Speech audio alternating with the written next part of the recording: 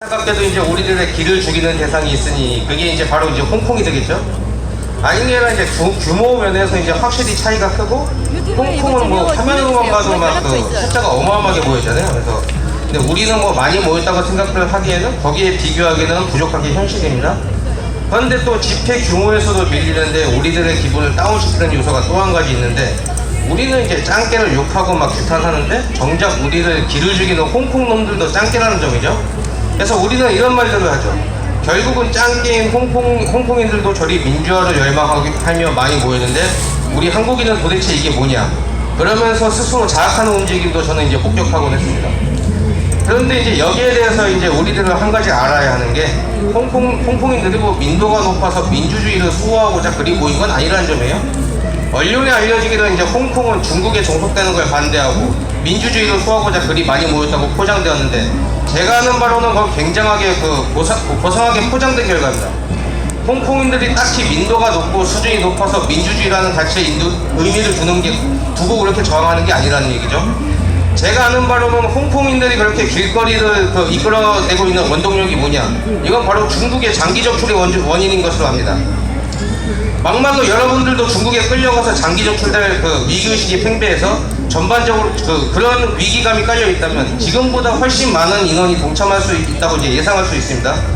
홍콩은 이미 우리들보다 중국의 장기 적출에 경각심을 세우고 관심을 가져서 저렇고 있다는 소리와 같아요.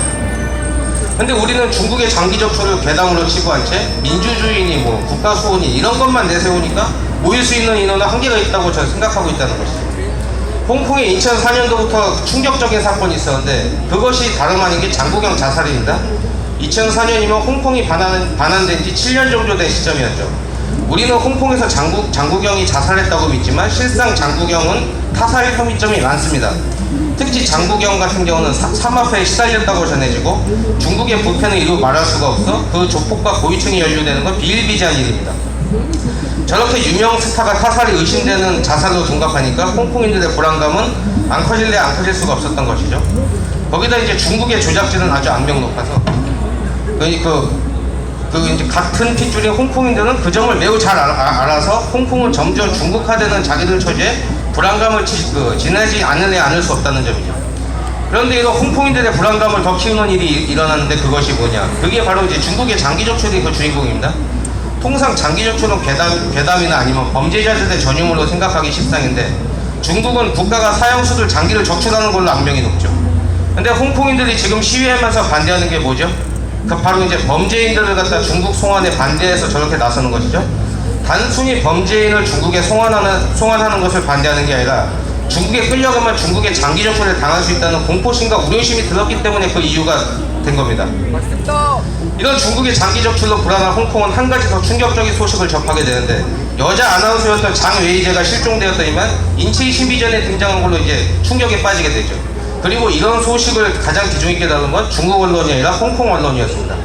왜냐면 이제 자기들도 자칫해서 실종이 되었다가 인체의 신비전에 등장하게 될지도 모르기 때문에 나온 현상들입니다. 그래서 홍콩은 범죄인 중국 송환에 반대하기도 하지만 그 도화선에 불을 붙인 건 뭐냐? 홍콩의 반중 서점 관계자들이 실종 사건이 있었기 때문에 거기서 이제 실종되면 인체의 신비전이 나오니까 그런 공포감 때문에 더 시위가 커졌던 것이죠. 중국에 반대하는데 갑자기 실종되고 또 실종된 장외이제가 인체의 신비전에서 발견되었다면 그 홍콩에 있던 반중 서점 관계자들이 실종되면 어디서 발견될까요? 아마 홍콩인들은 이미 머릿속에 인체의 신비전과 장기 적출을 떠올리고 있을 가능성이 높을 수밖에 없을 것입니다. 거기다 중국에는 파룬궁이라 해서 기공수련자들이 이제 중국의 장기 적출 재료로 이제 활용되고 있는 집단이 있는데 그 파룬궁들이 주로 어디서 활동하냐면 이제 홍콩에서 그 파룬궁의 실상을 알리는 데 주력하고 있습니다. 그리고 파룬궁도 툭하면 실종되고 실종된 이후에는 장기가 적출된 시체로 발견되는 걸로 아주 유명하죠. 그래서 홍콩인들은 이런 것들에 매우 민감합니다. 첫 번째는 실종, 두 번째는 장기 적출, 세 번째는 인체의 신비전입니다. 실종돼서 장기가 적출되고 인체의 신비전에 나타나거나 사형수가 돼서 장기가 약탈당하는 걸 익히 알기 때문에 이들은 반중에 필사적이고 지금 보는 홍콩 시위는 그런 것과 매우 연관성이 큰 현상들입니다. 그렇게 한국의 이런 홍콩과 같은 시위를 원한다면 단순히 반중이란 구호를 외칠 게 아니라 반중의 필요성 그리고 장기 적출과 실종, 조폭화 유착하는 권력 그리고 어떤 중국의 야만성을 분명히 짚고 넘어가야만 한다는 것이죠. 저만 해도 2012년 오원춘 인용과 장기 적출을 다루면서 그때 상당히 많은 반중을 이끌었는데, 반중을 이끄는 주요 코드 중 이런 인용과 장기 적출, 그리고 중국의 야만성은 뺄래야 뺄 수 없는 요소로 볼 수 있을 것입니다. 막연한 민주화를 외치기보다 중국의 야만성, 그리고 그 야만성이 어디까지 갈 수 있는지를 적나라하게 알려야지만 반중은 커질 것이고, 홍콩과 같은 경우도 가능해질 수 있다고 저는 기대하고 있습니다. 한국은 이미 중국으로부터 위협받고 홍콩에 준하는 수준으로 공권력이 부패했습니다.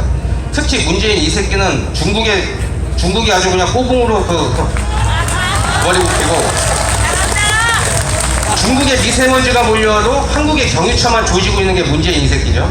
이런 대통령이 중국 꼬붕을 자처하고 있는 한국에서 중국 놈들이 한국에서 아무 짓도 안 한다고 확신할 수 있다면 그게 이상한 놈일 것입니다.